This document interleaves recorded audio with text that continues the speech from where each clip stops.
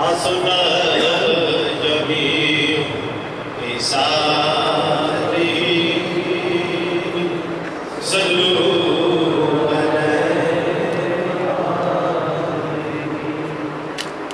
راہی مدینے نوں جان والے طیبہ جاویں تے مینوں بھی نال لے جا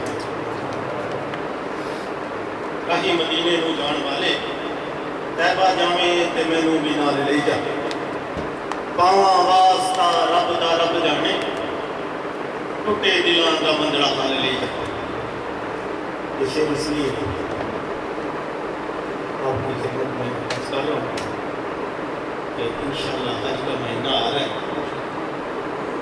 ہمارا بھی ادھر سے گزر لگ گیا ہے سرکار کی سرپرستی میں انشاءاللہ عیسیٰ کی سرپرستی میں ہم انشاءاللہ اس سال حج کے لیے روانہ ہوں گے راہی مدینے نوں جان والے طیبہ جاویں تے مینوں بھی نال لے جا پاواں واسطہ رب دا رب جانے ٹوٹے دلاں دا منگڑا حال لے جا آنکھیں سبز گنبد دے والی نوں ایک بار صدیوں سوال لے جا امیر صبری جان ہے نکل چلی امیر صبری جان ہے نکل چلی جان والے تینوں بھی نال لے جا تیرا شہر مدینہ ویکھن نوں میرے نین ترس دے رہندے نے تیرا شہر مدینہ ویکھن نوں میرے نین ترس دے رہندے نے تیرا نوری روزہ ویکھن نوں میرے نین ترس دے رہندے نے اوتھے جانا کھیڈ مقدراں دی نالے اودے کرم دیاں باتاں نے اوتھے جانا کھیڈ مقدراں دی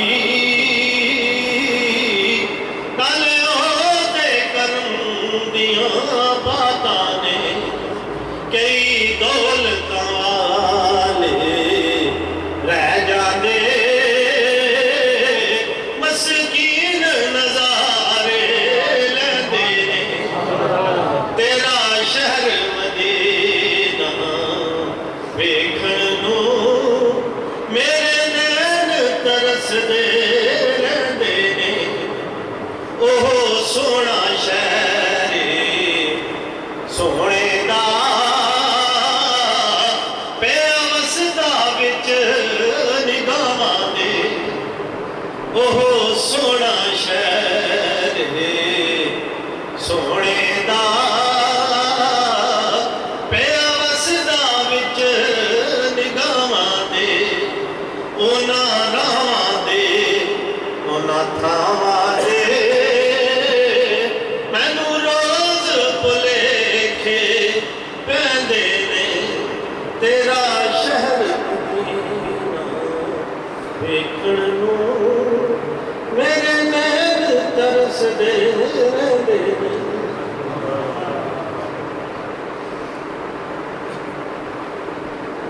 ماشاءاللہ بڑے پیارے انداز میں حضور صلی اللہ علیہ وسلم کی بارگاہ میں ہدیہ عقیدت پیش کر رہے تھے حافظ عبد الرحمن صاحب جو کہ سرکار صاحب کی مائیت میں تشریف لائے ہیں اب بلا تاخیر ہم صاحب کی جانب پڑھیں گے اور آپ کا بیان سنیں گے اس سے پہلے آپ کے ملت جو پڑھا گیا ہے اور دعاؤں کی درخواست جو لوگوں نے کی ہے 7 قرآن پاک جو ہیں وہ ختم ہوئے ہیں جو تراویح میں قرآن پاک پڑھا گیا اس کے علاوہ لوگوں نے 7 قرآن پاک پڑھے ہیں اور درود پاک 6000 مرتبہ اور سورہ یاسین بھی پڑھی گئی آیت الکرسی بھی پڑھی گئی اور جن لوگوں نے حضرت کے ساتھ تعاون کیا انہوں نے اپنے باوجداد کے لیے وسائل ثواب کے لیے درخواست کی ہے بالخصوص جناب حاجی محمد صادق صاحب نے وہ بہت پریشان ہیں ان کی پریشانیاں ہیں تو انہوں نے قبلہ پیر صاحب سے درخواست کی ہے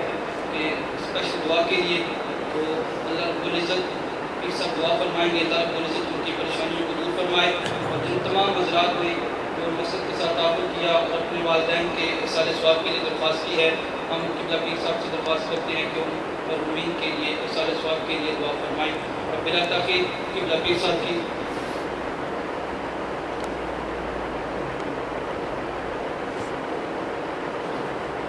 اور حافظ شفیق صاحب کی جو ہمشیرہ ہیں وہ حال 11ویں شریف پہ 100 پاؤنڈ جو پیش کرتے ہیں، انہوں نے بھی اسپیشل دعا کے لیے کہا ہے اور قبلہ پیر صاحب سے درخواست کی ہے کہ اسپیشل دعا فرمائیں۔ اب بلا تاخیر قبلہ پیر صاحب کی جانب بڑھتے ہیں۔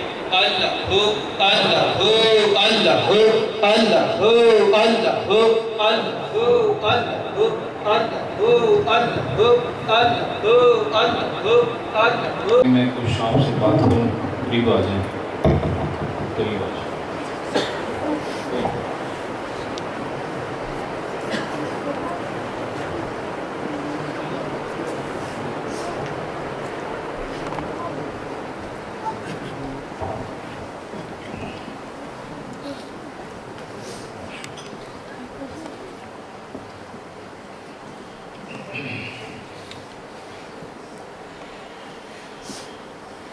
الحمد للہ رب العالمین، الصلاة والسلام علی محمد وعلی آلہ واصحابہ اجمعین، اما بعد، اعوذ باللہ من الشیطان الرجیم، بسم اللہ الرحمن الرحیم، الرحمن علم القرآن، صدق اللہ مولانا العظیم۔ درود پاک، الصلاۃ والسلام علی رسول اللہ وعلی آلہ واصحابہ یا رحمۃ للعالمین۔ سب سے پہلے میں محترم حافظ محمد حیات صاحب، اللہ ان کو لمبی حیات دے، ان کو اور منتظمین چودھری صاحبان اور اس مسجد میں حاضری کا شرف پانے والے اور پورا مہینہ یہاں پر تراویح کی نماز، عشاء کی نماز ادا کرنے والے آپ سب کو مبارکباد پیش کرتا ہوں کہ آپ کو رب العالمین نے اس قابل سمجھا کہ اس کا کلام سنیں اور سنائیں۔ ختم قرآن کی مبارک نہیں دیتا ہوں، چونکہ قرآن تو ختم ہوتا ہی نہیں، وہ تو پھر اس میں شروع ہو جانا ہے، اور آج ہو بھی گیا ہوگا، یہ ختم نہیں ہوتا۔ مبارک اس پر کہ خدا نے آپ کو چنا، آپ کو اپنا کلام سنایا، اپنے کلام کے لیے کھڑا رکھا، اس کے لیے بٹھائے رکھا، گھر سے ادھر تک لایا۔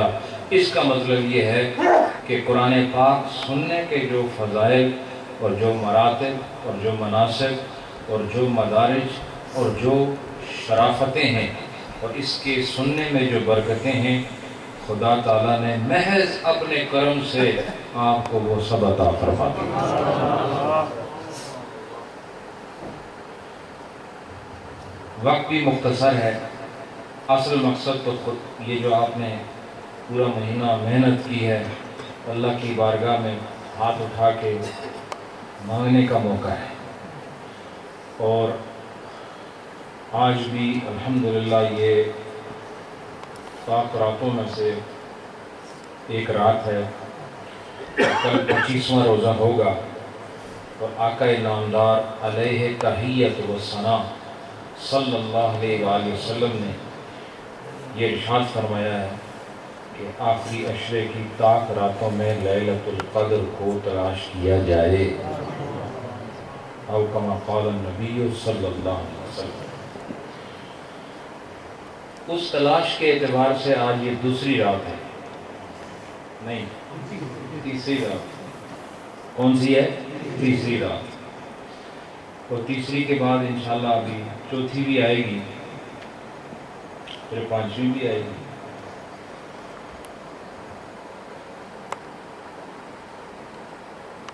بہرحال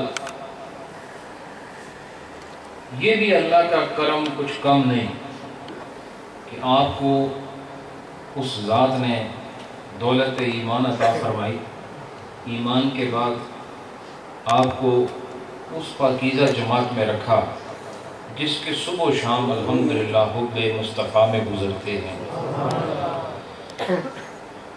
تو پھر آپ کو مبارکباد، بار بار مبارکباد، اللہ کرے ہر سال آپ اس تسلسل کو قائم رکھیں۔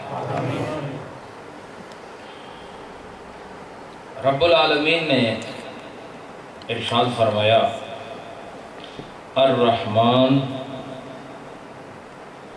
علم القرآن۔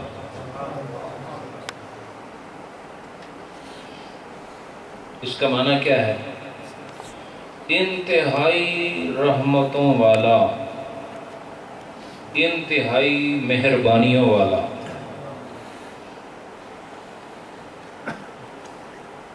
یعنی رحمان وہ خوبصورت اللہ کے اسماء صفات میں سے ایک صفت ہے کہ جس کو رب العالمین نے ہر خیر کی ابتدا میں رکھا کہ جو اس کے ذریعے سے کام شروع کرے گا وہ کام انتہا تک خیریت اور مکمل امن اور مکمل سکون اور مکمل برکت کے ساتھ مکمل ہو جائے گا۔ جیسے بسم اللہ الرحمن الرحیم،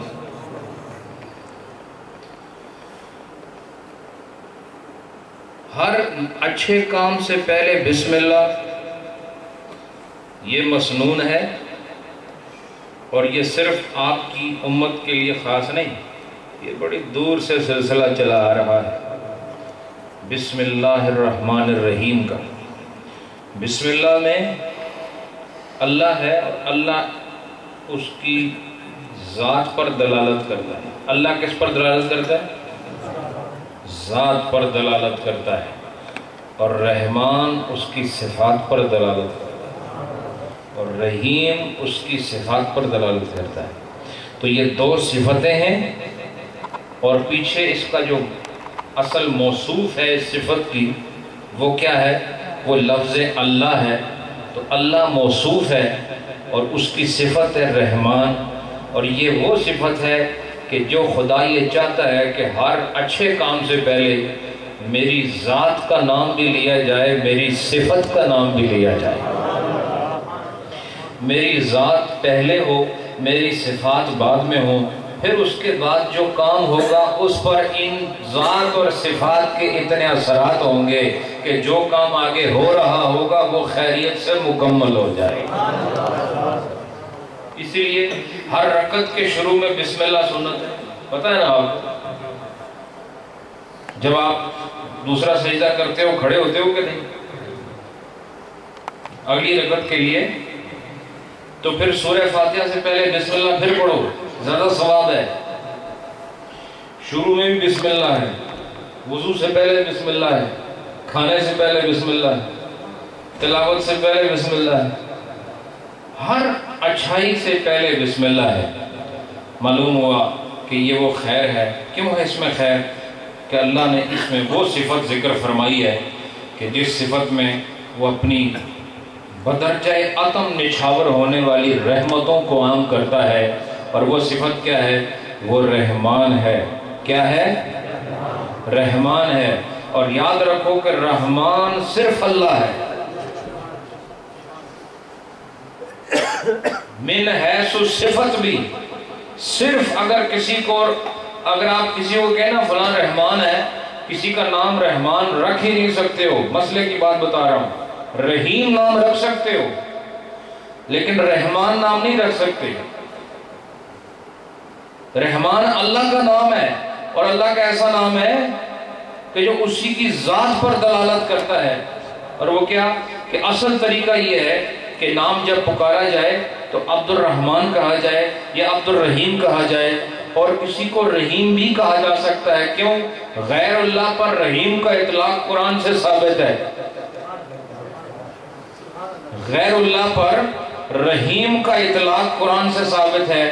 نبی پاک کی صفات میں ہے کہ بالمؤمنین رؤوف الرحیم، کہ حضور رؤوف بھی ہیں، رحیم ہیں مومنوں کے لیے تو یہ صفت تو ہے، لیکن رحمان کون ہے؟ رحمان اللہ ہے، لہذا کسی کو رحمان نہ کہا کرو، اگر اس کے ماں باپ نے نام رکھا ہے تب بھی عبد الرحمان کہا کرو۔ تو یہ وہ خاص صفت ہے جو رحمت الہی کی خصوصیت کو بیان کرتی ہے، لہذا رب العالمین نے فرمایا الرحمن علم القرآن۔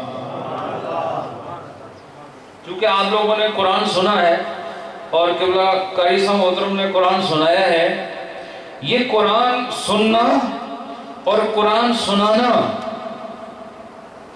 یہ کوئی آسان بات ہے؟ مجھے بتاؤ دنیا میں کوئی کتاب ایسی ہے جو زبانی یاد کی جاتی ہے؟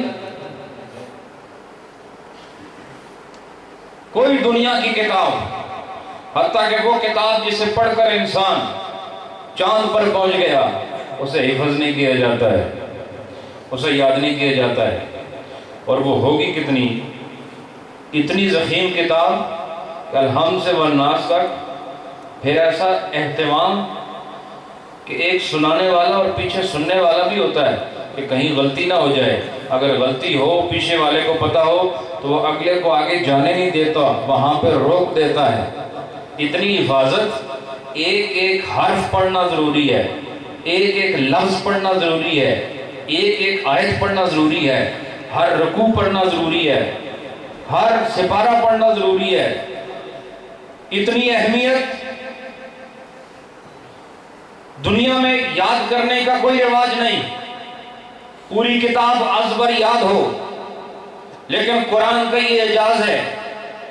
دنیا والے کہتے ہیں قرآن کی بات نہیں، عام کتاب کی بات کرتا ہوں کہ کتاب سمجھنا ضروری ہے، کتاب کا یاد کرنا ضروری نہیں، اور یہ سائنس کا اصول ہے کہ اس کو زبانی یاد ہو یا نہ ہو کوئی اتنا بڑا نقصان نہیں، لیکن جب بھی کوئی بھی کتاب کھلے، چاہے وہ اردو کی ہو، جغرافیہ کی ہو، میتھمیٹکس کی ہو، بایولوجی کی ہو، کسی بھی مضمون کی ہو، لیکن جب کھولو تو سمجھ میں آنا ضروری ہے۔ لیکن ایک واحد قرآن ہے، کہا سمجھ میں آئے تب بھی برکت ہے، سمجھ نہ آئے تب بھی برکت ہے۔ الحمد سے والناس تک یہ سارا قرآن یاد کر لینا، سمجھ آئے تو یہ نور علی نور ہے، سمجھ نہ آئے تب بھی یہ حافظ تجھے مبارک ہو، خدا تجھے اپنی شان عطا فرما رہا۔ قرآن اللہ کی شان ہے، قرآن اللہ کی صفت ہے، یہ واحد کتاب ہے، حتیٰ کہ حدیث کی کتاب کو بھی حفظ کرنے کا رواج نہیں ہے، حدیث کی کتاب کو حفظ کرنے کا رواج نہیں، نہ نحو یاد کی جاتی ہے، نہ صرف کو زبانی یاد کیا جاتا ہے، نہ منطق کو زبانی یاد کیا جاتا ہے۔ کوئی ایسا آپ کو دنیا میں نہیں ملے گا جو کہے کہ مجھے ساری منطق زبانی یاد ہے، ساری صرف زبانی یاد ہے، سارا نحو کا میں حافظ ہوں، اور سارا جو اصول تفسیر ہے اس کا میں حافظ ہوں، یا میں ساری حدیثوں کا حافظ ہوں، ایسا آپ کو کوئی نظر نہیں آئے گا۔ لیکن قرآن کا حافظ آپ کو شرق میں، غرب میں، شمال میں، جنوب میں، ہر جگہ آپ کو قرآن کا حافظ ضرور نظر آئے گا، ہر طرف نظر آئے گا۔ اتنا اہتمام، یہ قرآن جب باقی کتابیں یاد نہیں ہو سکتی تو یہ کیسے یاد ہو گئی؟ اور میں پھر ایک بات پوچھتا ہوں کہ باقی کتابیں ان کو یاد کرنے کا کسی نے کہا بھی نہیں، اس کو یاد کرنے کے لیے ہر ایک چاہتا ہے کہ میرا بچہ حافظ ہو جائے، علماء چاہتے ہیں عوام الناس حافظ ہو جائے، لوگ حفظ کریں، اور الحمدللہ آج بھی ذوق موجود ہے، لوگ حفظ کر رہے ہیں، اور یہ اسلام کی سچائی ہے۔ انشاءاللہ جب تک زمین کے سینے پر کلمے والے موجود ہیں، حفظ والے بھی موجود رہیں گے انشاءاللہ۔ تو یہ کتاب کیسے یاد ہوئی؟ یہ یاد نہیں ہو سکتی، اور ایسی یاد ہو کہ ایک غلطی بھی نہ آئے، ایسا یاد ہو کہ اس میں کوئی شک و شائبہ نہ رہے۔ پھر یہ کوئی ایک دو چیپٹر بھی نہیں ہے، 114 سورتیں ہیں، ہزاروں کی تعداد میں آیتیں ہیں، اور ساری آیتوں کو یاد کرنا ہے۔ یہ یاد ہونا کیسے ممکن ہوا؟ ایک انسانی ذہن میں اس قرآن کا سما جانا کیسے ممکن ہوا؟ تو فرمایا جس طرح نزول قرآن کے لیے یہ جہاں میں طاقت نہیں تھی، اس روئے زمین کے میں طاقت نہیں تھی، نہ آسمان اس کا شکل برداشت کر سکے، نہ ستاروں میں طاقت ہے کہ وہ نزول قرآن کا برداشت کر سکے، نہ سورج یہ بوجھ اٹھا سکے، نہ چاند یہ بوجھ اٹھا سکے، نہ زمین یہ بوجھ اٹھا سکے۔ کہ رب العالمین نے ارشاد فرمایا لو انزلنا هذا القرآن على جبل لرأيته خاشعا متصدعا من خشیت اللہ۔ پہاڑوں کا ذکر فرمایا کہ پہاڑ طاقت کا ایک نشان ہے، پہاڑ بوجھ اٹھانے کا ایک خوبصورت علامت ہے، لیکن کہا پہاڑ اس قرآن کا بوجھ اٹھا نہیں سکتے ہیں، قرآن اس کا شکل برداشت نہیں کر سکتے ہیں۔ تو پھر میں پوچھتا ہوں، ارے جس قرآن کو پہاڑ برداشت نہ کر سکے، اے انسان تو کیسے برداشت کر سکتا ہے؟ معلوم ہوا جسے سورج نہ بسا سکے، جسے چاند نہ بسا سکے، جسے زمین نہ بسا سکے، جسے سمندر نہ بسا سکے، جسے فلکی اور زمینی آبی خلائی اور یہ مخلوقات اپنے اوپر برداشت نہ کر سکے، وہ تیرے سینے میں کیسے آیا؟ تو میں بتا دیتا ہوں، یہ تیرے سینے کا کمال نہیں ہے، یہ تو سینہ مصطفیٰ کا کمال ہے۔ جب یہ آپ کے سینے پر اترا، سارا بوجھ محمد کے سینے نے برداشت کیا ہے، اور آج اگر چپے چپے پر حافظ نظر آتے ہیں تو یہ حفاظ کا کمال نہیں ہے، یہ سینہ مصطفیٰ کا کمال ہے۔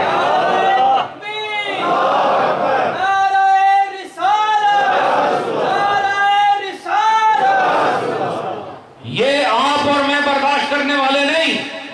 کیوں نہیں برداشت کر سکتے؟ عربی زبان ہے نا، تو اگر عربی زبان ہے تو جاؤ ابھی یہ قرآن جاؤ اٹھاؤ، اس مسجد میں کتنے 50 60 100 قرآن تو ہوگا یہاں رکھا ہوا، جو کئی لوگ ہمارے ایسے ہیں نا وہ پڑھتے تو ہے کوئی نہیں، تو آج سوکھا طریقہ مسیحی قرآن رکھیے، آسان طریقہ، جاؤ مسیحی تو جا کے قرآن ادھر رکھا ہو، آسان طریقہ، یہ کوئی انسانیت ہے؟ مسجد میں قرآن رکھو اس لیے کہ جو وہاں آئیں وہ پڑھیں، لیکن خود کیوں نہیں پڑھتے؟ رب العالمین نے آپ کے لیے قرآن بھیجا ہے کہ نہیں؟ یہ ہدی للناس ہے کہ نہیں؟ اور اللہ نے یہ فرمایا فقرؤ، یہ ایک آدمی کے لیے یا سب کے لیے ہے؟ یہ سب کے لیے جمع کا صیغہ ہے، فقرؤ ما تیسر من القرآن۔ آپ کو پتہ ہے اس کا معنی کیا ہے؟ اچھا، اس میں مزے کی بات یہ کہ یہ فرمایا کہ جو تانوں قرآن جو سوکھا تواڈے واسطے ہوئے نا تسی او تلاوت کرو، فقرؤ سارے پڑھو، ما تیسر جو تانوں میسر ہوئے، ما تیسر من القرآن جو قرآن جو تانوں میسر آ جائے۔ اور میسر کیا ہوتا ہے؟ یہ یسر سے ہے، اور یسر کا معنی کیا ہوتا ہے؟ آسانی۔ بولتے نہیں؟ یسر کا معنی کیا ہے؟ فَإِنَّ مَعَ الْعُسْرِ يُسْرًا، فرمایا کہ نہیں؟ یسر کا معنی کیا ہے؟ آسانی۔ کا قرآن میں سے جو تمہیں آسان نظر آئے، جو تواڈے واسطے سوکھا ہوئے، فقرؤ سارے پڑھتے رہو، پڑھتے رہو، سارے پڑھو۔ تو میں پوچھتا ہوں پڑھنا چاہیے کہ نہیں ہر ایک کو؟ اور کتنے ایسے لوگ ہیں جو اس رمضان میں بھی ایک سپارہ بھی نہیں پڑھا؟ ہے کہ یہ افسوس کی بات نہیں ہے، یہ شرم کی بات ہے۔ یہ تو بڑا بادب جو لفظ ہے، افسوس کی بات ہے، افسوس نہیں ہے، شرم کی بات ہے۔ شرم آنی چاہیے جو لوگ قرآن نہیں پڑھتے۔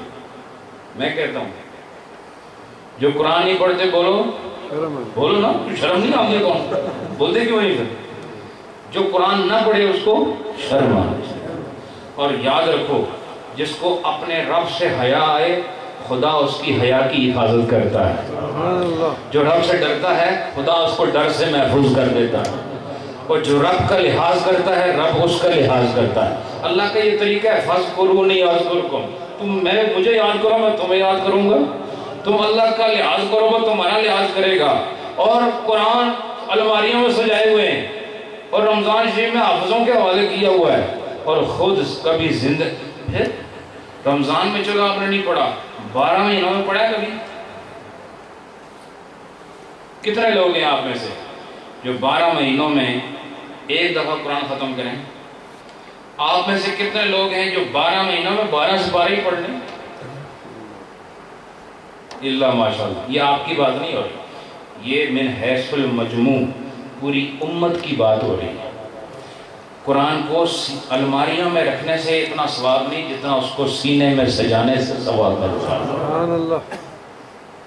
موضوع کی طرف آتا ہوں۔ یہ بیچ میں ایک جملہ معترضہ تھا۔ جملہ معترضہ یہ میں عربی علوم کے اعتبار سے کہہ رہا ہوں، یہ وہ آپ والا معترضہ نہیں ہے۔ تو فرمایا قرآن یہ ابھی آپ کے پاس موجود ہے نا، جاؤ اسے اٹھا کے کسی پہاڑ پہ رکھ دو، پہاڑ کو کچھ ہوگا؟ بولو نا۔ اس وقت کیوں ہو رہا تھا؟ بعد میں نہیں ہوتا۔ اللہ نے فرمایا لو انزلنا ھذا القرآن علی جبل، جیسی نازل کر دے پہاڑاں تے، پہاڑ تے نازل کر دے، لرائیتہ خاشعا، تسی دیکھ دے انہوں چکیا ہویا، متصدعا من خشیت اللہ، اللہ دے خوف نہ ریزہ ریزہ۔ لیکن آپ جا کے قرآن رکھو، یہاں سے اٹھا کے لے جاؤ قرآن ایک پہاڑ کے اوپر رکھو، پہاڑ کو کچھ بھی نہیں ہوگا، تھوڑے سر تے رکھیے تو انہوں کچھ نہیں ہوتا۔ پتہ چلا اس کا جو وہ بوجھ جو نزول کے وقت جس سے پہاڑ برداشت نہیں کر سکتے تھے، رب تعالیٰ نے وہ سارا بوجھ محمد عربی کے لیے ایسا آسان کیا کہ الحمد سے والناس تک میرے نبی کے سینے میں قرآن نازل ہو گیا، اور ساری کائنات کے لیے قرآن کا حاصل کرنا آسان ہو گیا، آسان ہو گیا۔ تو قرآن آسان کیوں ہے؟ قرآن آسان جناب محمد الرسول اللہ کی وجہ سے ہے کہ رب تعالیٰ نے انہیں قرآن دیا اور تمہارے لیے آسان کر دیا۔ اب جو لوگ حفظ کرتے ہیں، حفظ کرنے سے پہلے حفظ مشکل ہوتا ہے، لیکن قاری صاحب آپ کو بتائیں گے کہ جب یہ شروع کر دیا جائے تو ذوق بڑھتا ہے۔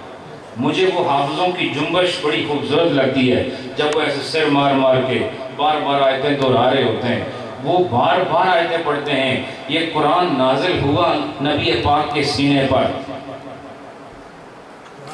اور اس کو یاد کرنے والے کتنے خوشبخت ہیں جو ایک آیت کو بار بار پڑھتے ہیں، بار بار پڑھتے ہیں۔ ان کا سارا جسم ایک حرکت میں ہوتا ہے، ایک رقص کر رہا ہوتا ہے، ایک لطف کی کیفیت ہوتی ہے، ایک ایسی کیفیت کہ جسے لفظوں میں تولا نہیں جا سکتا۔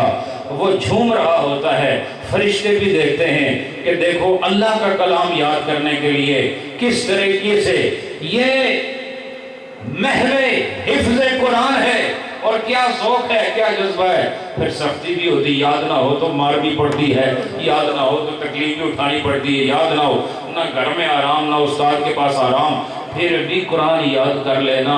اسی لیے فرمایا ہے کہ حافظ قرآن، اس کو اتنی محنت کے بعد درجہ اور محنت کا نتیجہ کیا عطا ہوا؟ کہا نتیجہ یہ ہے کہ لوگ جنت میں ہی چلے جائیں تو شکر کریں گے کہ خدا نے عذاب سے محفوظ کر دیا۔ اسے کہا جائے گا تو اندر جا کے تو نے رکنا نہیں ہے، الحمد سے پڑھتا جا اور جنت کے درجے طے کرتا چلا جا، اور جہاں تک پڑھتا جائے گا تیرے درجے آگے بلند ہوتے رہیں گے۔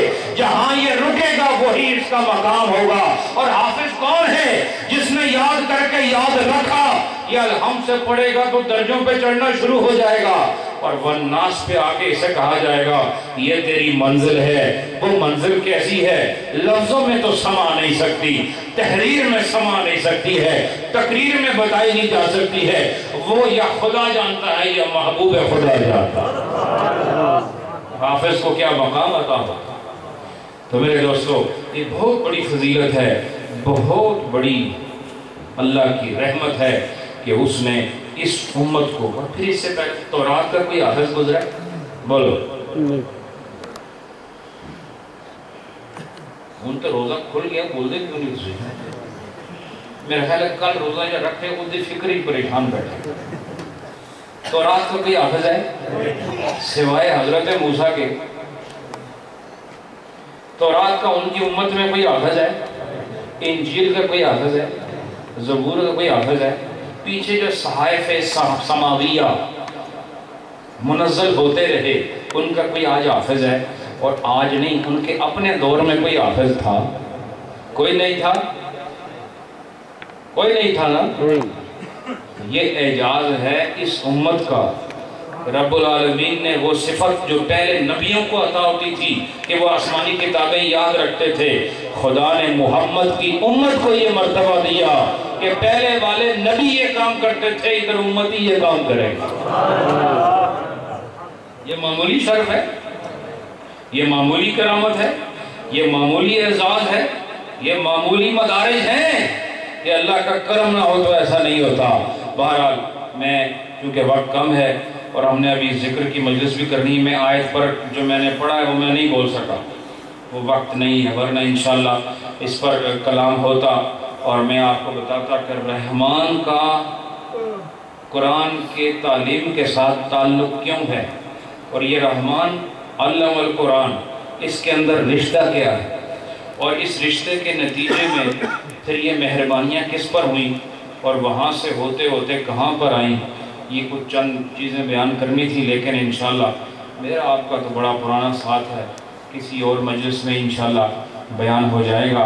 आप सब लोगों को मैं नसीहत कर रहा हूँ, कुरान पाक पढ़ो।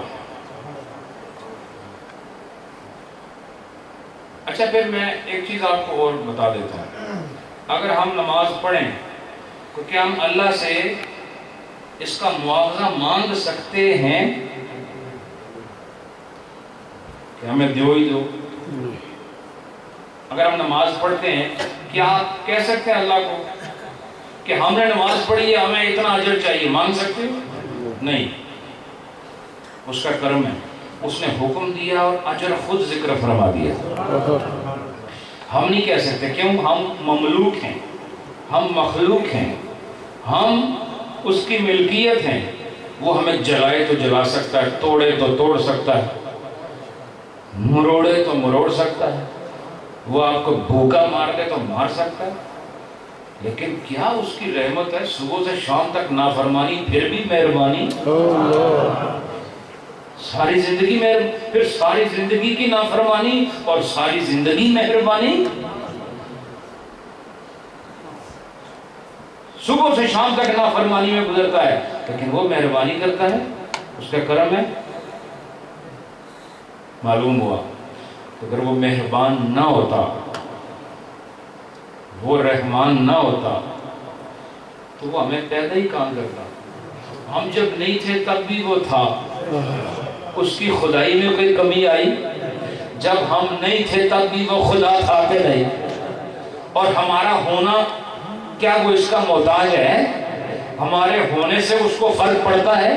हम आ गए अब वापस चले जाएं उसको कोई फर्क पड़ता है? ये जानवर पता है क्या होगा? जानवरों का भी छोटा मोटा हिसाब होगा क़यामत में, छोटा मोटा।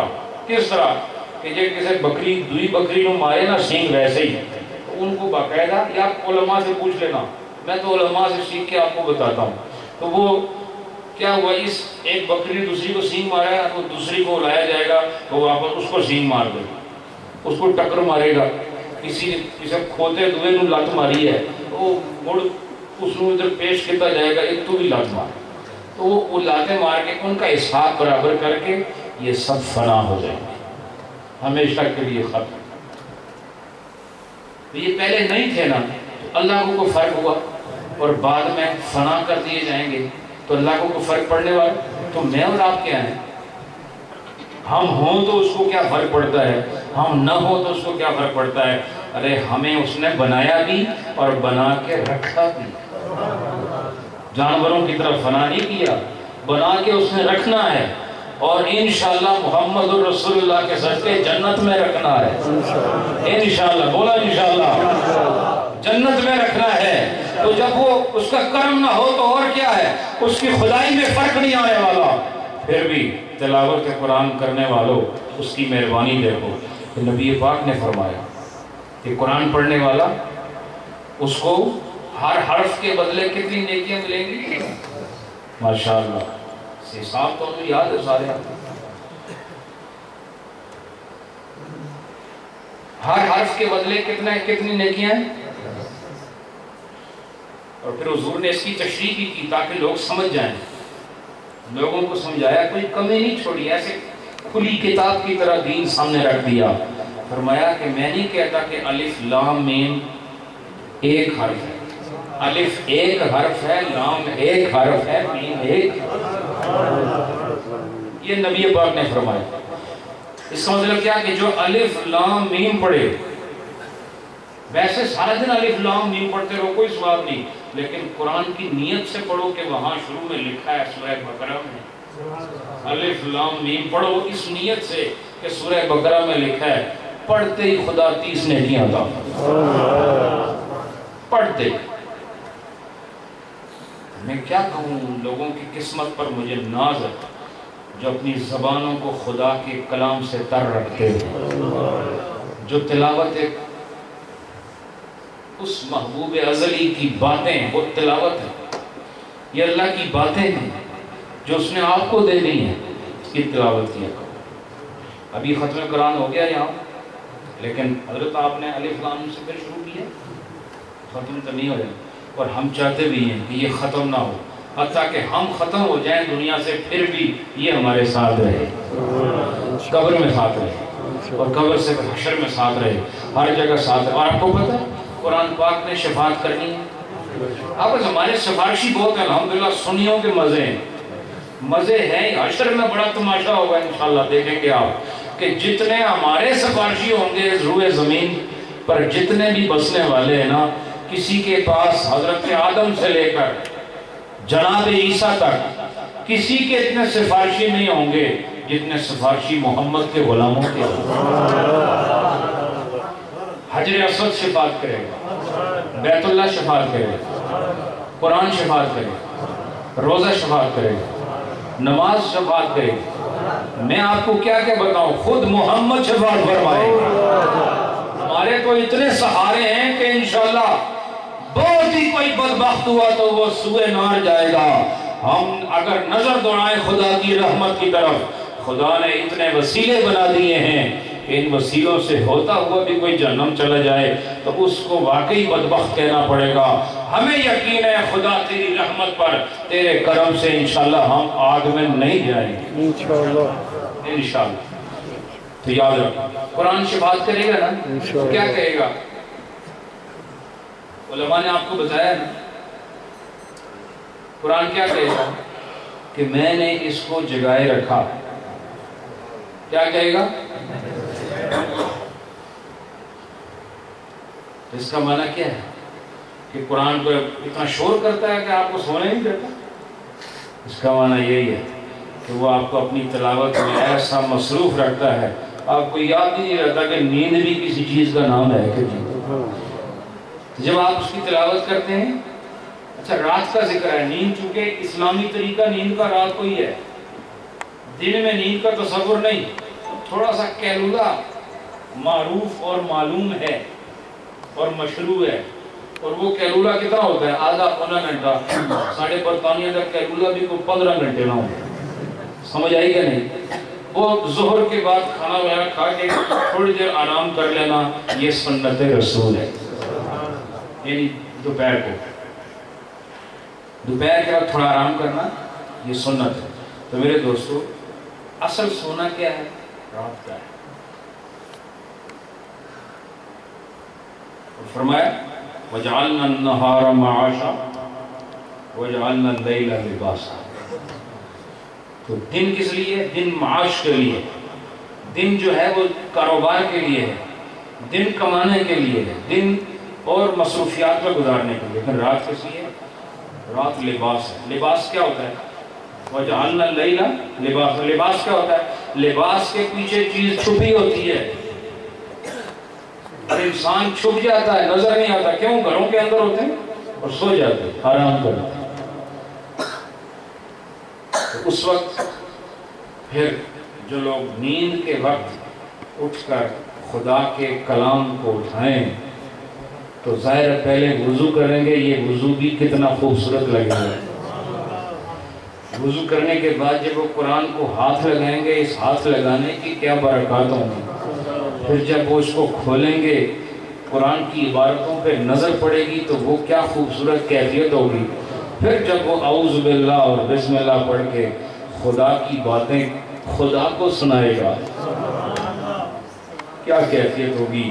اسی لیے اجر ہے کہ آپ اگر صرف ایک سطر بھی پڑھ لیں تو نہ جانے آپ کو اس کے حرف گن لینا اور ان حرفوں کو 10 کے ساتھ ضرب دیتے رہنا. آپ کو خود پتہ چل جائے گا کہ تھوڑے سے وقت میں خدا نے آپ کی کتنی جولیاں بھر دی. اللہ نصیب کرے, بار بار نصیب کرے. میری آج کی تقریر کا مقصد صرف یہی ہے کہ تلاوت کرتے ہر آدمی.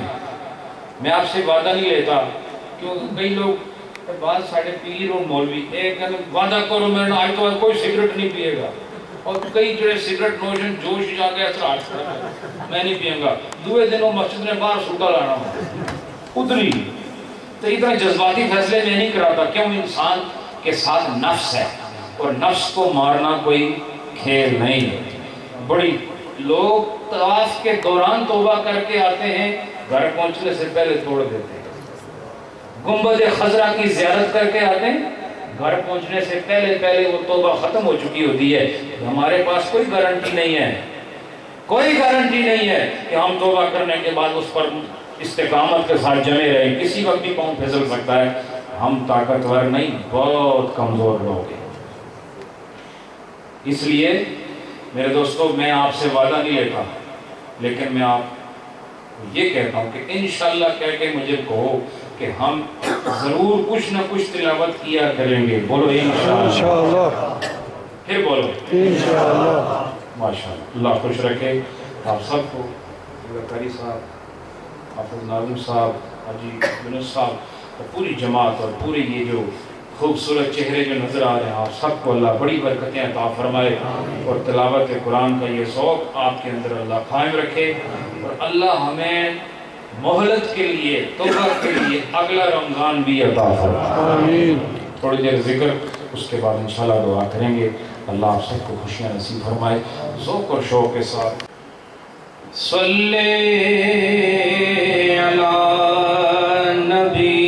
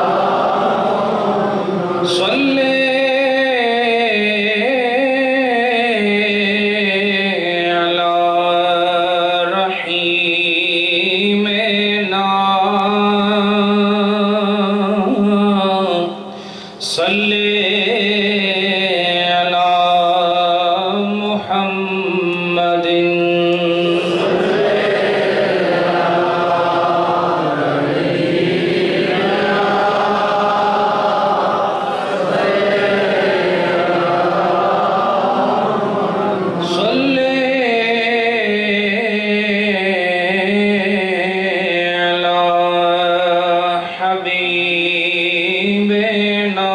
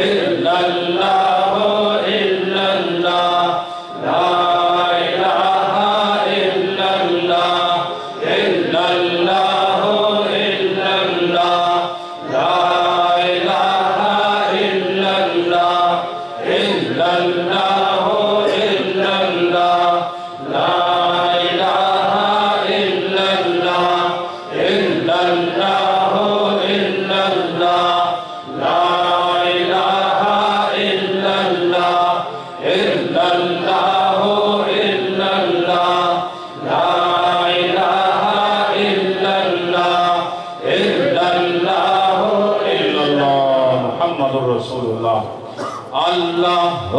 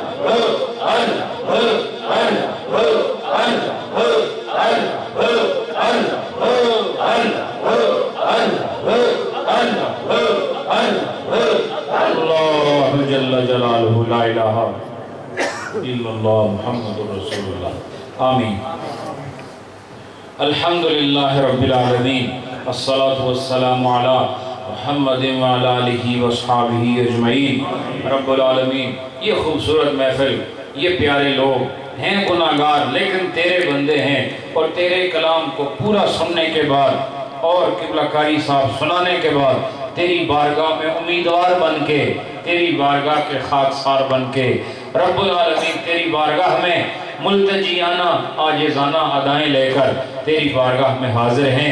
یا اللہ سب کی حاضری قبول فرما۔ یہ پورا مہینہ جو قرآن پڑھا جاتا رہا، سنا جاتا رہا، اس کے ہر حرف کے بدلے پچھلے گناہوں کی معافی عطا فرما۔ یا اللہ اپنی جانوں پر ہم نے بڑے ظلم کیے، صبح و شام گناہوں میں صرف ہوئے، ہر آن ہر گھڑی نافرمانی میں صرف ہوئی، اور تو مسلسل کرم نوازیاں فرماتا رہا۔ اے اللہ تو نے اپنی شان کے مطابق ہم جیسے سیاہکاروں کو اپنی نعمتوں سے محروم نہ کیا، بلکہ نعمتیں اور زیادہ عطا فرمائی۔ اے اللہ ہمیں شکر کی توفیق عطا فرما، ہمیں سچا بندہ بننے کی توفیق عطا فرما، ہمیں غلامی کے آداب عطا فرما، ہمیں خاکساری کی ادائیں عطا فرما، ہمیں عاجزی کے ڈھنگ عطا فرما۔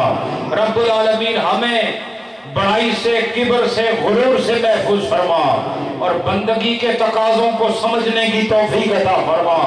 یا اللہ جتنے لوگ یہ آواز سن رہے ہیں، جو جہاں جہاں تک یہ آواز جا رہی ہے، مرد، عورتیں، جوان، بزرگ، سب کے گھروں میں خیر اور برکت نازل فرما، سب کے گھروں میں خوشیاں نازل فرما۔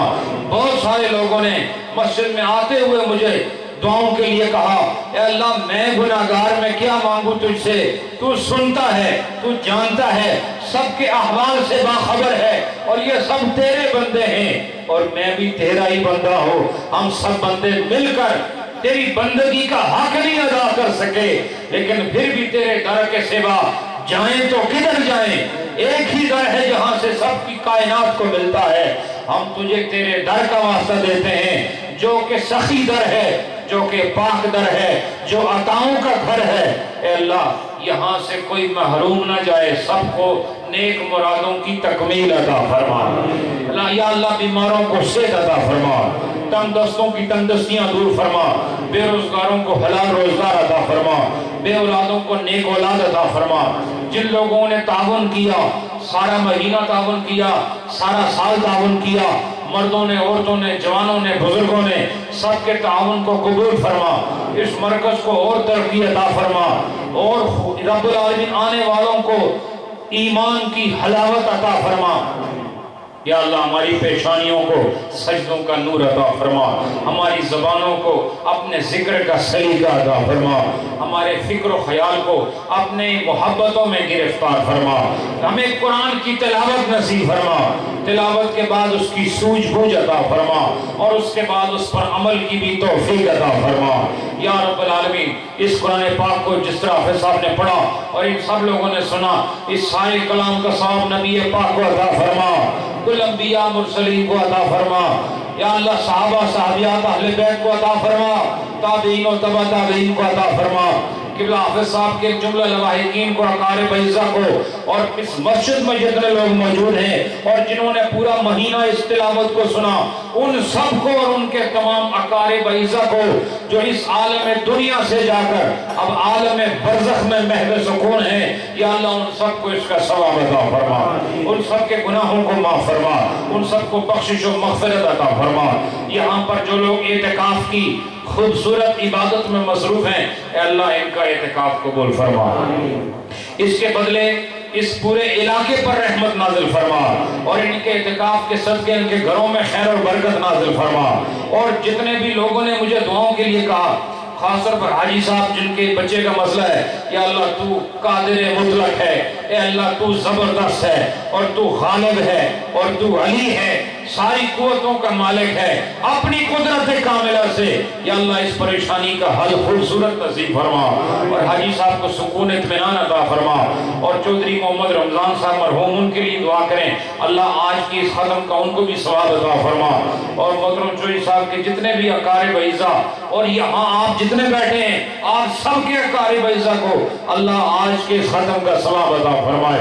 دعا کرو اللہ ایمان پر خاتمہ نصیب کرے، اللہ مسلک حق اہل سنت والجماعت پر خاتمہ نصیب فرمائے، اللہ قبر میں نور عطا فرمائے، اللہ حشر میں اپنا حضور عطا فرمائے، اللہ تعالی ہمیں حوض کوثر کے جام نصیب کرے، اللہ جنت میں جانا نصیب فرمائے، اللہ عذاب جہنم سے ہمیں محفوظ رکھے، اور ہم سب کو توبۃ نصوحا کی توفیق عطا فرمائے۔ ربنا تقبل منا انک انت السمیع العلیم وتب علینا انک انت التواب الرحیم۔ صلی اللہ علی حبیبہ محمد وعلی آلہ وصحبہ اجمعین برحمتک یا ارحم الراحمین۔